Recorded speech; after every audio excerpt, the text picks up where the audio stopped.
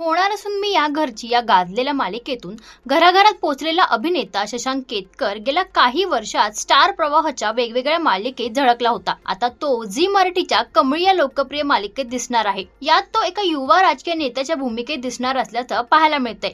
त्याने त्याच्या social media अकाउंटवर काही स्टोरी पोस्ट केल्यात, ज्याने प्रेक्षकांची उत्सुकता आणखीनच वाढली आहे. शशांक केतकर हा कमळी मालिकेत एक राजकीय नेता म्हणजेच रितेश सरपोतदारची भूमिका साकारणार असल्याचं समोर आलंय, जो अन्यायाविरुद्ध लढतो आणि सामाजिक कार्य देखील करतो. तर कमळी मालिकेत शशांकच्या या एंट्रीने साऱ्या प्रेक्षकांचं विशेष लक्ष वेधून घेतलंय. रितेश सरपोतदारची ही भूमिका मालिकेत कोणतं नवीन वळण आणणार हे पाहणं उत्सुकतेचं ठरणार आहे. यापूर्वी तो 2021 मध्ये पाहिले ना मी तुला या झी मराठीच्या मालिकेत दिसला होता. दरम्यान स्टार प्रवाह वाहिनीवरील मुरांबा या मालिकेनं काही महिन्यांपूर्वीच प्रेक्षकांचा निरोप घेतला. तब्बल 4 वर्ष आणि 1400हून अधिक भागांचा यशस्वी टप्पा गाठल्यानंतर ही मालिका संपली. तर आता कमळी या लोकप्रिय मालिकेत शशांक त्याच्या अभिनयाने कथानकात नेमकं कोणतं नवीन वळण घेऊन येणार, यावर तुमचं काय मत आहे हे आम्हाला कमेंट करून नक्कीच सांगा.